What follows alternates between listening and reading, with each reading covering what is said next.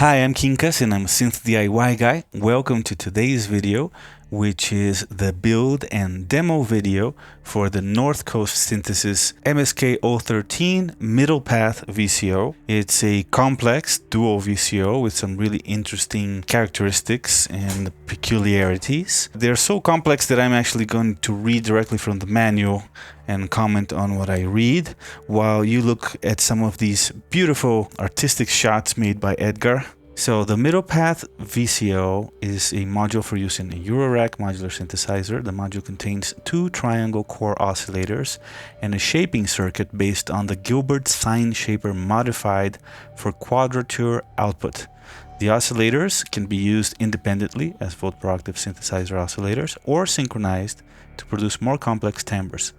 The Sine shaper can be used to achieve through zero phase modulation effects, even though the oscillator cores themselves do not operate through zero. The front panel consists of two oscillator sections, which are called oscillator A or the master on the left side, and oscillator B or slave on the right side. They both have the same controls and connections in mirror image, and within engineering tolerances they should operate identically when used by themselves. They differ in their normalizations and in the way they interact with the sync circuit. The Middle Path VCO's quadrature Sine shaper, which is this middle section over here, it combines oscillator outputs or external inputs to create a variety of different spectral effects. It's a variation of the Sine shaper disclosed by Barry Gilbert, modified to produce three outputs including a quadrature pair. Depending on the settings and input, this section can shape an oscillator output into a simple sine wave, or two in quadrature, do through zero phase modulation, which is identical to frequency modulation in the case of a sine wave modulation input,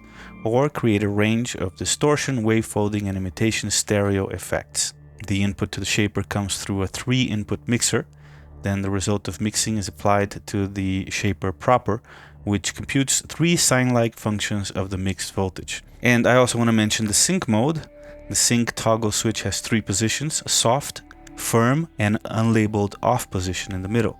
With sync turned off, the two oscillator cores function independently, but in either of the other two modes, pulses from the master core are used to modify the operation of the slave core. Sync forces the slave's output spectrum to be harmonically related to the master frequency, but with the details of the spectrum defined by the free-running frequency of the slave. It's a popular feature for constructing complex musical timbres. In soft mode, the slave oscillator is forced into the rising direction on every rising edge of the master's square output, which corresponds to the lowest point in the master triangle waveform. This form of sync will eventually force the slave to a multiple or submultiple of the master frequency, but it may take a perceptible time to lock. In firm mode, the slave oscillator is forced to the same direction as the master on every edge, in either direction of the master's pulse output.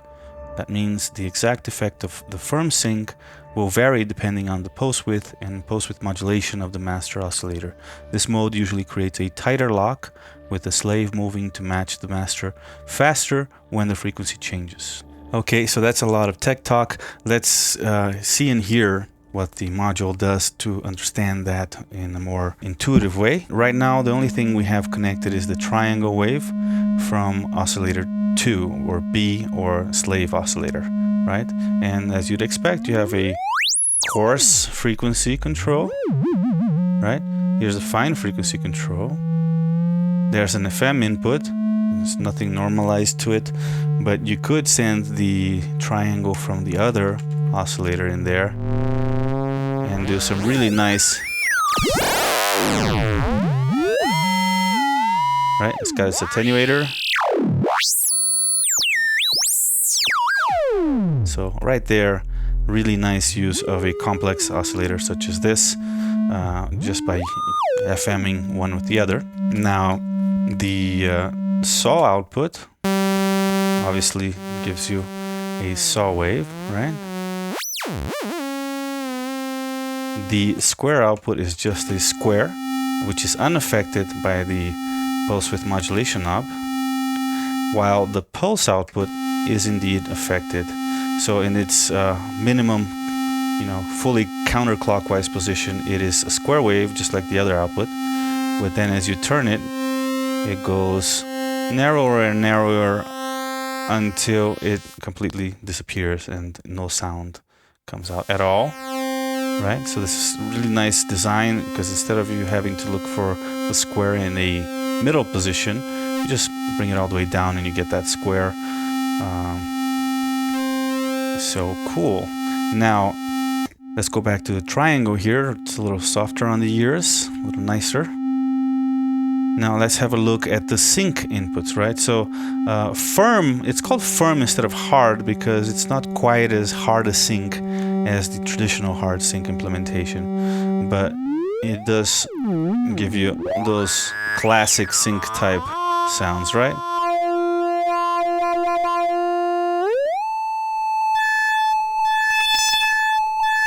And now the firm is actually injecting the pulse output into the Schmidt trigger of the slave oscillator. So that means that this timbre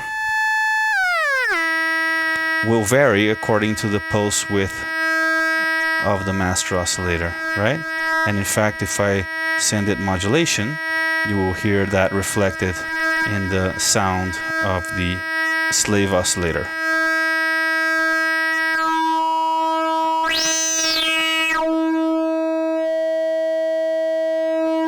And you can see it reflected in the oscilloscope screen as well, right?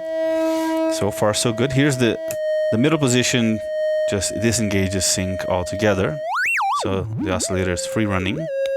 And the soft sync, as I mentioned earlier, only synchronizes based on the rising edge of the master oscillator, right? And this one takes its signal from the square output, so it will not be affected by the pulse width of the master oscillator, right? So this is already pretty cool. Let's have a quick play with some cross FM modulation, just to hear what that sounds like. So that's one, right? That's oscillator A, frequency modulating oscillator B. Why don't I use a multiple here to be able to send the triangle to both our audio output as well as the FM input of oscillator A, right there. Now let's bring them up both about halfway and disengage the sync. So this is this FM cross modulation with no sync. Now if I turn on the soft sync, then you get some really cool stepped effects.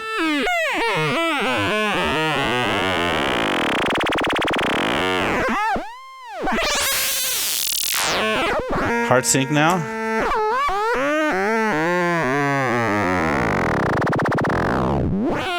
A whole other plethora of interesting, weird sounds.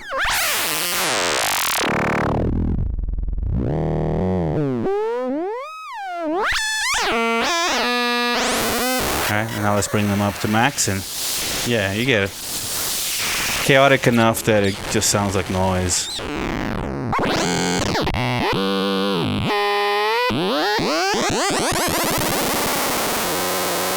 Soft sync now.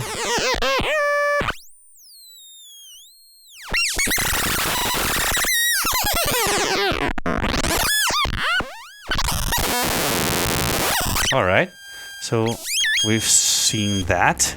Let's now have a look at the meat of the module here, which is this middle section right here, which is the sine shaper, right? So let's have a look at the sine input, and here you have a 3-input mixer. 2 of the inputs are normaled to these triangle waves of either oscillator, and there's a positive voltage normal to the middle channel over here, which just creates an offset. You can replace that normal voltage by sticking anything in here, like for example an LFO right there. Now if I turn down everything but the triangle wave here from oscillator A, which is already connected here, then basically you have a wave folder, see?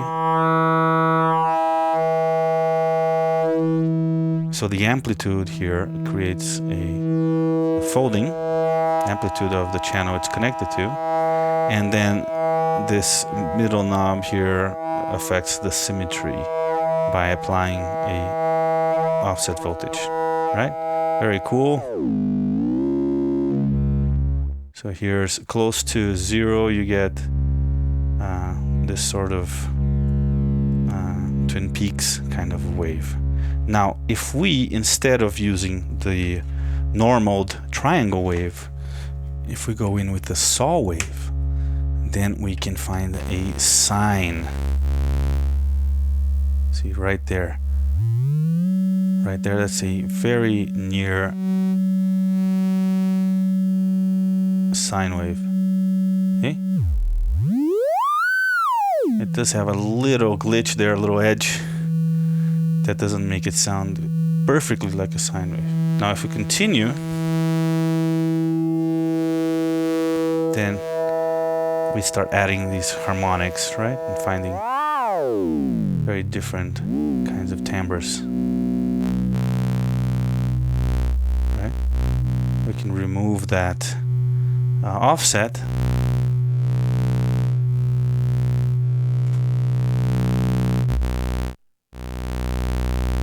Actually goes all the way down as well, and you get silence. But as you start bringing up that saw wave, there's our sine right there. You actually do get a cleaner, much cleaner sine wave with the middle pot, the offset pot, all the way down. We had it in the middle before, and that's what was giving it that little buzz. See? And if we leave it all the way down, then we get a very nice sine wave right there. Now, if I start adding the other oscillator, the triangle wave from the other oscillator, then we start getting interaction between both oscillators, right? In fact, let's leave them unsynced, so we can start hearing what this sounds like. Very cool. Let's go back to the triangle that's originally patched in there. So very, very interesting sounds right there, right? Now we're listening to the sine output. There's a cosine output as well. It sounds very similar, but if we patch them in stereo, you can create what Matthew's calling a faux stereo effect. So let's plug the sine into the other side of my output module here. Now I hope you're wearing headphones or listening through good quality speakers. Yeah, definitely hearing a stereo sound now. Very cool. Right? Let's plug a sequencer. By the way, the volt per octave inputs are normaled as well. So if you plug into just one of them, you start controlling both, right?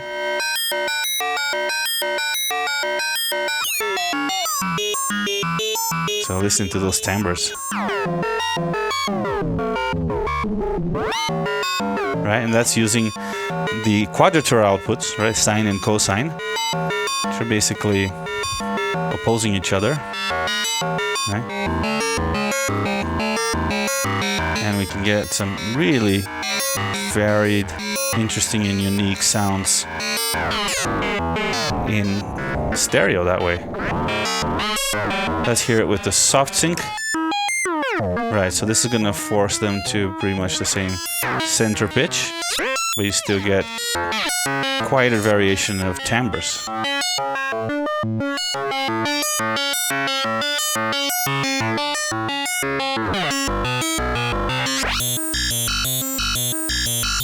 Really interesting. Now if we start frequency modulating, and you start getting even crazier, listen to that. Let's cross modulate again, send that triangle to the other one. Wow. Gnarly.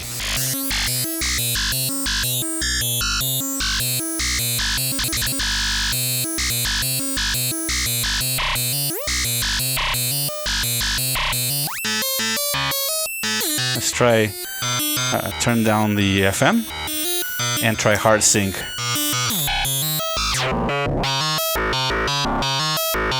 Sometimes the difference between firm and soft is subtle in this oscillator.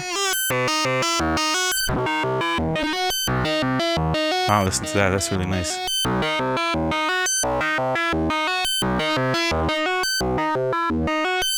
Now let's try using the saws instead of the triangles. Let's hear what that sounds like. So let's send this saw here and this saw here.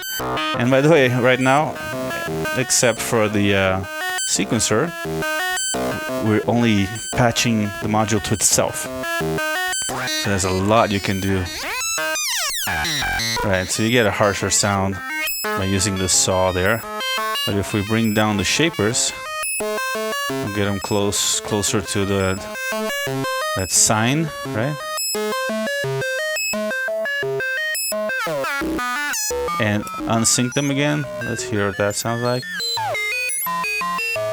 Still they interact. It's just the nature of the sine shaper circuit.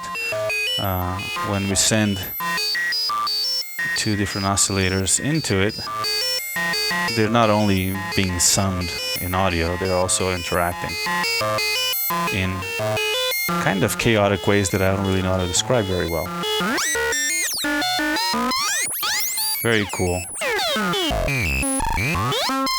Now I can use, for example, another FAUX instead of the other oscillator as the source here.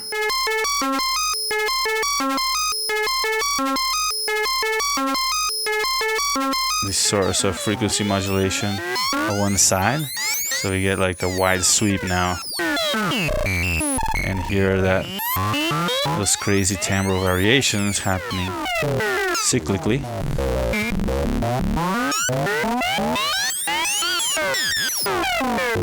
Let's do the same with this one. We'll use output of the Kermit here.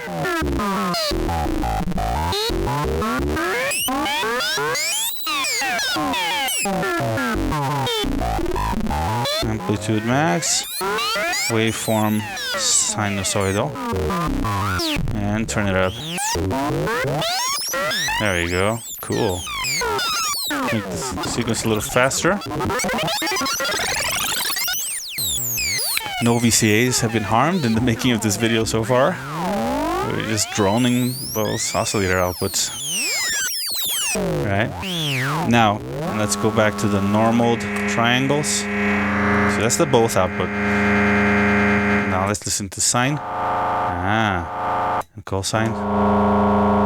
And both. Yeah, definitely different. All three of them have different flavors. Right? So you can probably even use both as one output and either sine or cosine as the other side in stereo and get kind of a stereo effect as well. But it does get heavy towards one side versus the other if you do that. Right? With the cosine, a little more balanced. Yeah, definitely get another kind of stereo effect.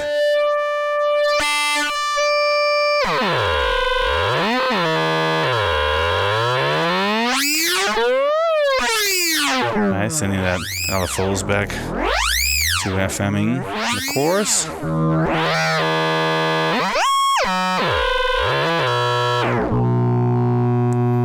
Very cool. Right. So I mean, that's the basic operation of the module and a brief demonstration of its wide range of timbres. We can also use it in a more traditionally musical way.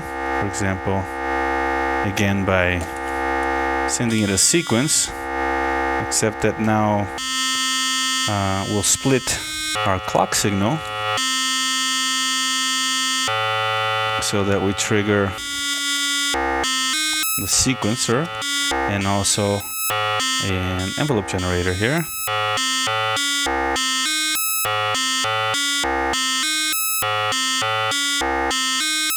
And then we can use this on a pair of VCAs. I have the More 4 here, Morph 4 is actually 4 VCAs with a really interesting morphing modulation built in, but we won't be using that right now. My Patch Pal multiple made years ago. And we'll take the output of our envelope generator and we'll trigger actually 2 VCAs simultaneously with it. That's these two guys. And we can take the outputs into our stereo output module. This one goes into the right side and this one goes into the left side.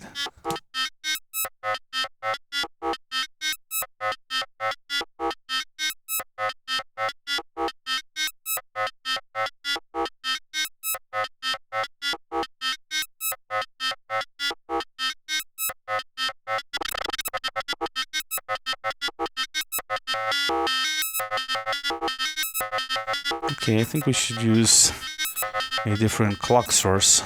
Maybe we'll just use the contour one itself in loop as its own clock, right? And we'll take this out and we'll use it to clock the sequencer. Take the rise and clock the sequencer with it.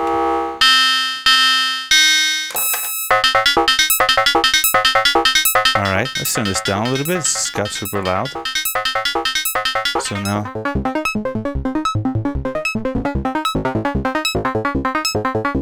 a little bit more musical context.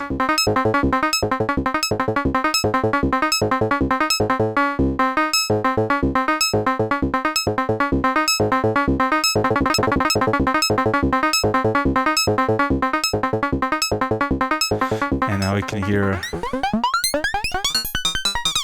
Alright, right now we are in firm sync. In stereo, right? Outputs in stereo. Wow, listen to that. Wow, endless timbral possibilities here.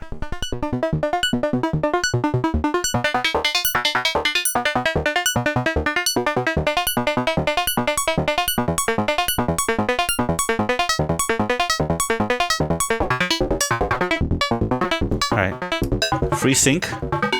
Ah, sounds more metallic, right? Wow, this sounds amazing, especially in stereo. Really, put on some headphones if you're not wearing any. It's an amazing sounding oscillator, really. Wow, that's so cool. I'm gonna be using this a lot.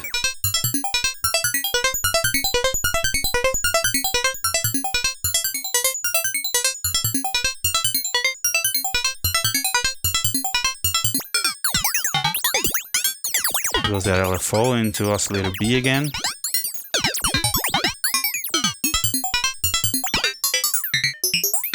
Let's try the soft sync.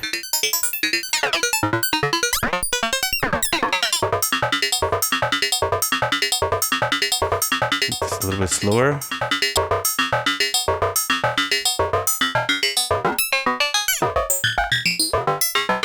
Right. Pretty much any knob combination, knob position combination here will give you very different results.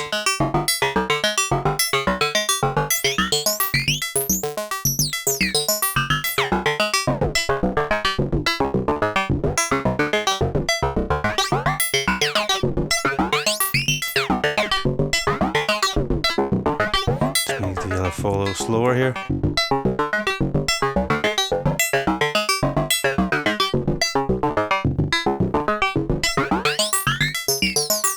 Listen to that.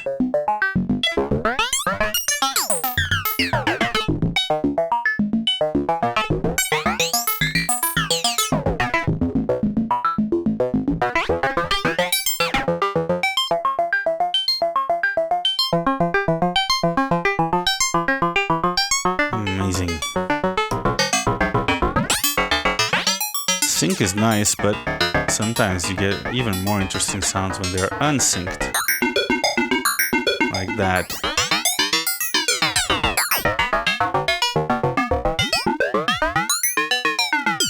Let's throw the saw in there.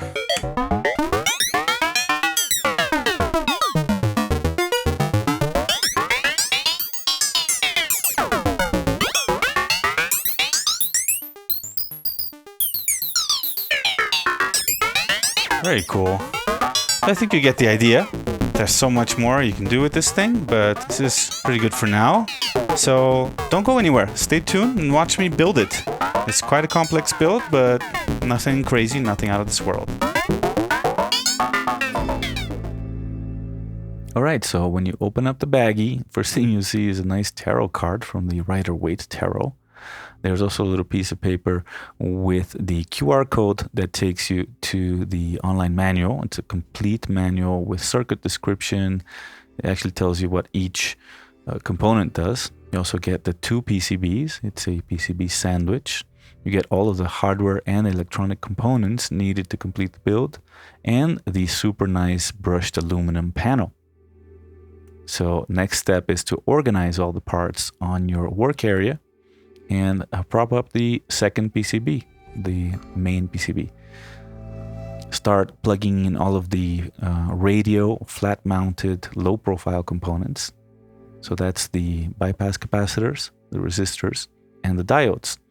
All of these can be soldered from above, which has many advantages. For example, if you place a 47K resistor where a 4.7 should go, since you're going to solder them all later, when you notice your mistake, when you go put that 4.7 in its place, you will notice that you made a mistake and you can swap them without having to desolder anything. So once everything is in and you know they're correct, you can solder everything from above. This avoids you having to deal with a forest of leads, avoids you having to turn outward each lead on the bottom side, multiple times turning the board around. It's just easier, cleaner. When you're done soldering, you can just turn the whole thing around and clip all of the leads at once. The only added step is once you're done trimming the leads, you should give it a good visual inspection and touch up a little bit of the solder from below. Okay, so now the IC sockets, place them in the board, make sure that they're oriented correctly, that the notch matches the drawing. Now you can use the other PCB to hold them in place while you turn the whole thing around and start soldering. It's a good idea to solder the opposing corner pins for each socket first, just to keep them nice and steady. And then once you've done that to all of them, you can remove that bottom PCB and finish soldering all of the sockets.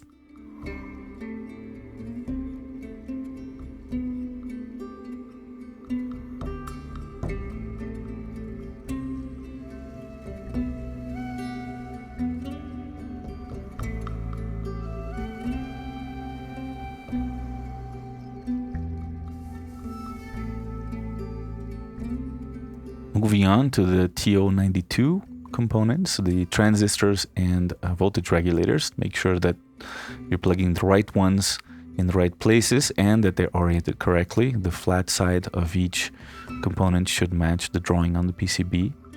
And you can solder them up and trim the leads.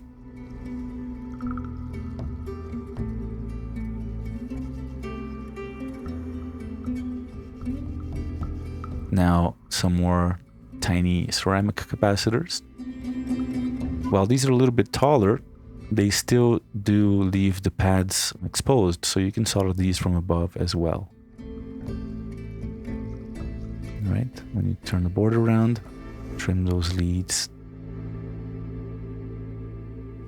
Moving on, these little white box capacitors.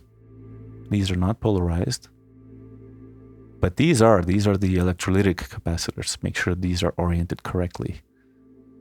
Negative side has a white line.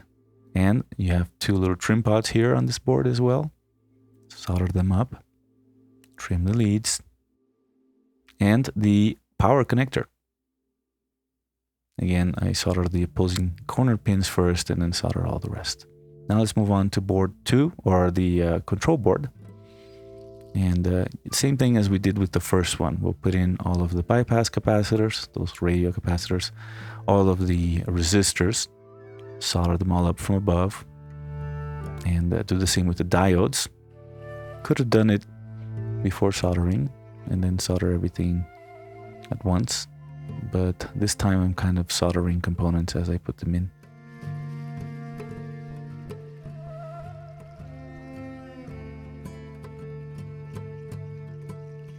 Okay, so once all of the radio capacitors, diodes, and resistors are soldered, you can turn the board around, trim all the leads, touch up anything that doesn't look good, clean up the work area a little bit, and start plugging in the IC sockets for this board. Solder them up, and there are 2 trim pots on this one as well. Go on the edges like that. And the blue box capacitors. Touch up the work. Oh, here's some more electrolytic capacitors, another voltage regulator, and now we can assemble the COM headers, right? Put them together first. And let's assemble the spacers, these metal spacers. So as you can see, these spacers actually screw onto each other. So one acts as a nut for the previous one.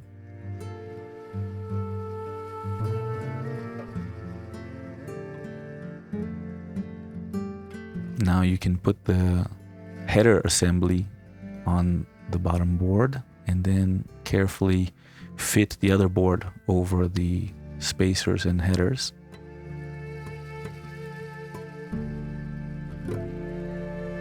And solder on the headers, tighten the nuts for the spacers, turn the whole thing around and solder the other side of the headers.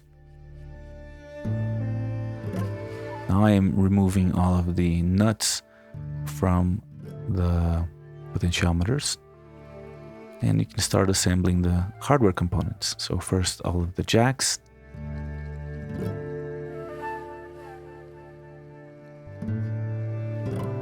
then you can place all of the pots,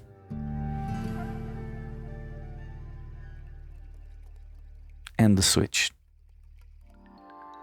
Now you can fit the panel over the whole thing and tighten the screws to the spacers. Now you can start finger tightening the nuts for the jacks. Then you slip on washers for all the potentiometers and finger tighten those nuts as well. Now you can turn the whole thing around and solder all of the hardware components.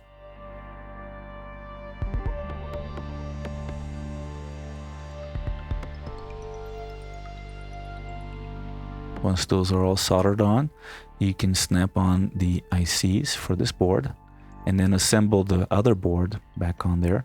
Tighten those nuts on the spacers and snap on the ICs on this board. Please make sure they are oriented correctly.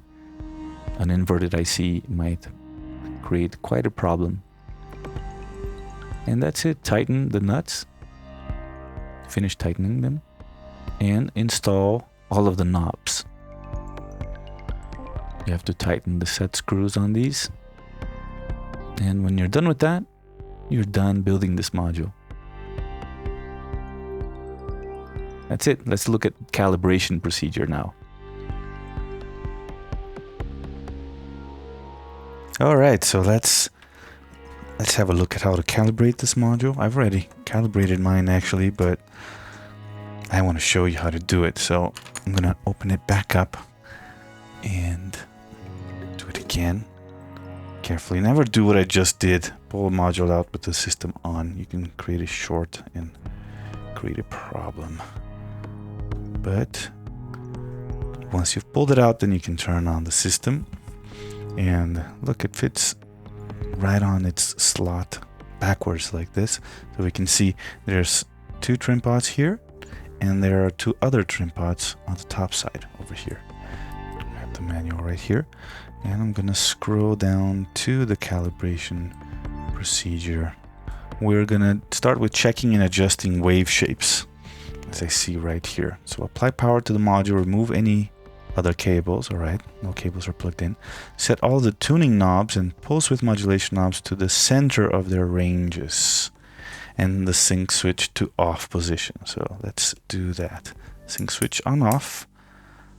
Coarse and fine tunes are all centered, and pulse width centered as well.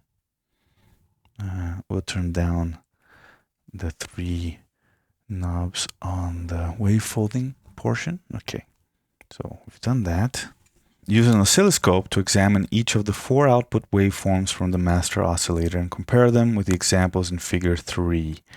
So I won't bother showing you figure 3 because it's basically just how the waveforms would look geometrically perfect, right? So we'll plug a cable into input 1.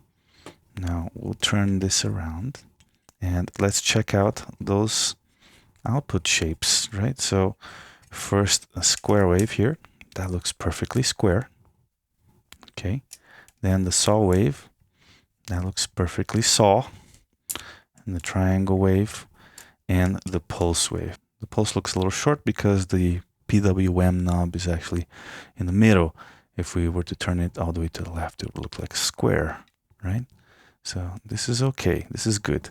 Now, if the module is not already adjusted, the saw waveform will probably have a glitch or kink in it where it crosses 0. All right, so let's go to the saw in the upper right quadrant. That's this one.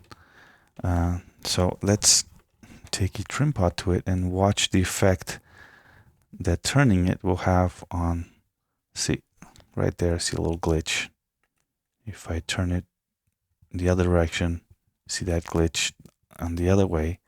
So yeah, so this is how you adjust the saw wave.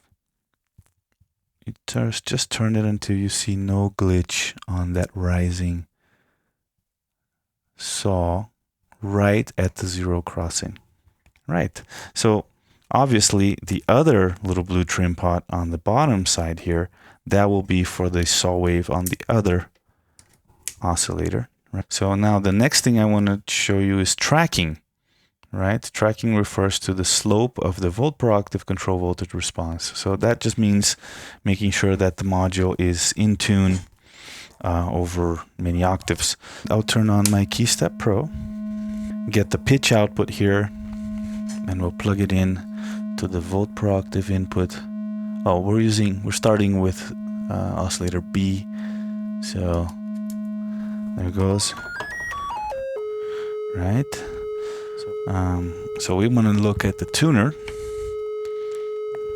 Let's get this to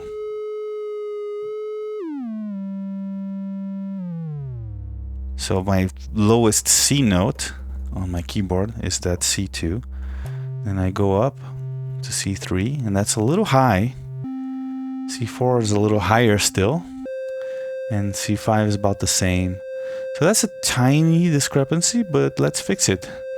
So now normally you want to turn the trim pot in a way that is counterintuitive, meaning if the note, the top octave is a little high, you would think you would want to turn the trim pot to make it lower, but that will actually increase the gap, and it'll make the low octave even lower.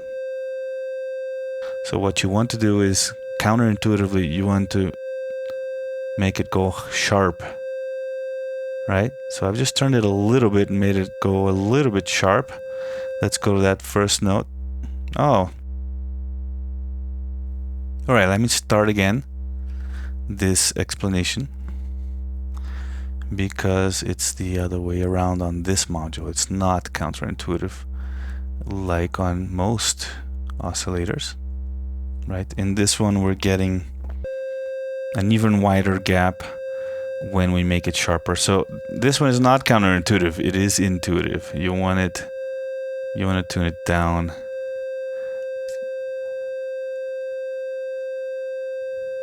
If it's high. Alright, so that was way too much. Let's tune that back up. Just not all the way though, because it does affect the bottom octave as well. Check the bottom one. Alright, so that's closer, right? Now they're both C sharps. Let's tune it down a little more. See, I'm seeing that gap close between the difference between the two notes. So let's lower it a little bit more. Ah, that looks nearly perfect. In fact, that looks perfect. If I tune the lower octave to a C, we should now see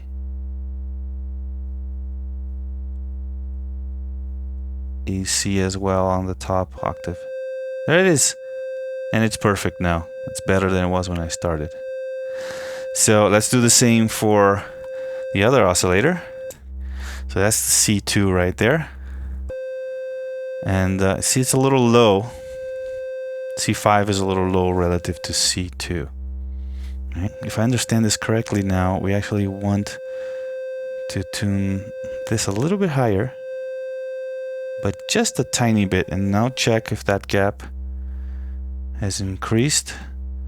It looks like it's decreased slightly. So let's tune this back to C2 and check C5. See, now it's gone too high. Right? It was low, now it's too high. Let's tune it back down a little bit. So this was really a tiny adjustment that was needed. Ah, look at that. That's very close. Very close. So let's tune C2 again.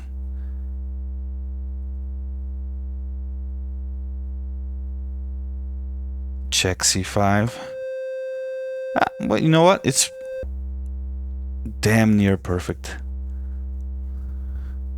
I probably don't really need to turn anything anymore. It's actually even hard to use the fine tune. There we go. That's like very centered C2. Let's see C5. Yeah, it's a tiny bit low. So I'm gonna give it just a wee nudge high. A wee nudge, almost imperceptible. And come back down here to C2. Yeah, that really didn't do anything. So it has to be a little bit more of a nudge towards upward, right? Now look at that. Let's see the C2 if it moved. Oh, it moved. It moved. So that was too much. So we want to turn it back down a tiny little bit. All right, and you see when you turn it down, the lower octave goes up. So that looks good. That looks good, actually. So that's C5, and here's C2. Now, I can go up more octaves, right? And check. C6. But that still looks good. Let's go to C7. And that looks good as well. So I'm done. That's tuning the oscillators. And these oscillators only have one trim pot for tuning, so there's not like a high frequency adjust tuner. So it's pretty easy to get them in tune. So that's it. Let's put it back in here. And I can, in fact, before you plug it in, turn the thing off and then plug it in. You don't want to, you know, by mistake short something while you're putting it in. Now you can turn it back on. So that's it for today. Thank you for watching and stay tuned for the next video. Hit like, subscribe, join the channel. Oh, actually I haven't set up membership yet, but that's coming soon. And stay noisy.